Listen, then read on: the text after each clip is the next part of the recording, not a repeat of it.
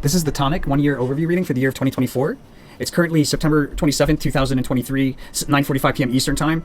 TONIC at the time of this reading is 0.0000001303, or 6 zeros after the decimal point, followed by 1303. Hermes, thank you for the kisses, Hermes. And the shuffle file we're about to play for you was created on September 25th, 2023 at 6:50 p.m. Eastern Time. That's this video right here.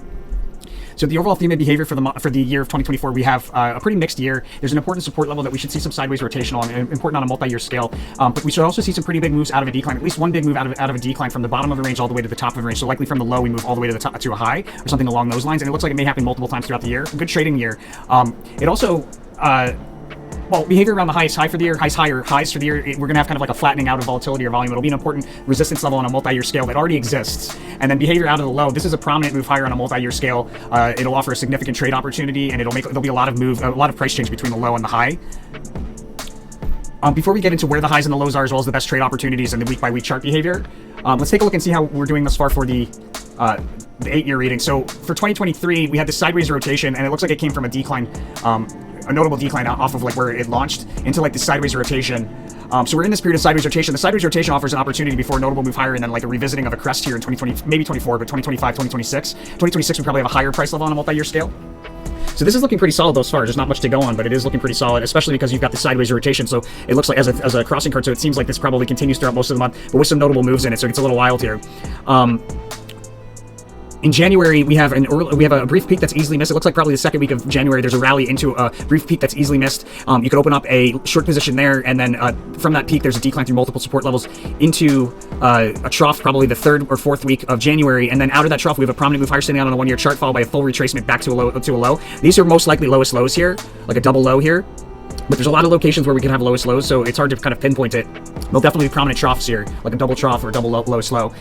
It gets mixed in February, and then a notable move higher to a February high through resistance. We stay above it briefly, and then we break back down through the same price level shortly thereafter. Looks like out of the low, the February low, which is early in the month, there's a rally along a diagonal trend line that breaks through, that ends with a fast sudden move higher, and then a breakdown through that diagonal trend line. It actually looks like the high for February might be combined with the high for March, like we rally into March, and then there's a possibility of a highest high there in March. It's not the strongest possibility, but it is a possibility that there's a highest high there in March. And we have a sharp drop off of the March high. It'll stand out on a one-year chart to revisit a low that we recently met before. It's probably a lowest low again here.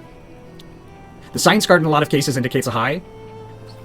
It's in a low position, but so the low and the high are probably within close time proximity to each other. And it looks like the end of the month there for March, we have another prominent move higher followed by a full retracement of that move. Either that or there's some sort of merger or like reverse split or something, but I think it's probably just the prominent move higher and then back into a low. Early April, a peak that we sell off from. Oh, and as far as closing out of that short position that you opened there in early January, you'd want to close that short position probably the 3rd week of January.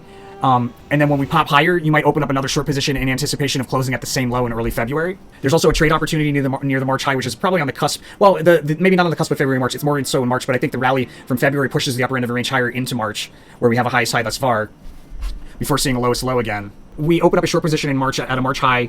We'll move higher, we'll push the upper end of the range higher into a high, and then we'll drop to revisit a low, followed by a prominent move higher in late March, back in a retracement of that move back down at the end of March. So kind of mixed there. But that move where we move the upper end of a range higher could be an opportunity to open up a short position. I'll talk about where to close that short position as we move further into the paid version of this reading. Guys, it's not the only lowest low and highest high. There's a lot of them throughout the year, or locations where they could be. So if you don't have the paid version, the way that you get the paid version, it's a really great way to support the channel, my friends. You do so here at the Our Services tab of our website, Tarot for Traders. Click on Our Services, SO Meta Posts, scroll down to the one-year report, and click here to order. This is where you specify the year, as well as the ticker symbol or crypto that you're interested in, and purchase. And that's a great way to support the channel. Remember the names of everybody that goes ahead and does it, because you guys are really helping to provide the support we need to put out all of this content. Much appreciation goes out to you guys. And remember, we're not right all the time, but if you trade responsibly with this information, you should do pretty well. Remember to follow the rule of karma. It's the whole purpose of the channel. You follow the rule of karma here at the resources tab of our website, Tarot for Traders. 5% of the profits forward, 5% of the profits backwards, leaves you at 90%. Make sure to spend that money at 11. The universe is going to send it back to you tenfold through this channel. Later, guys.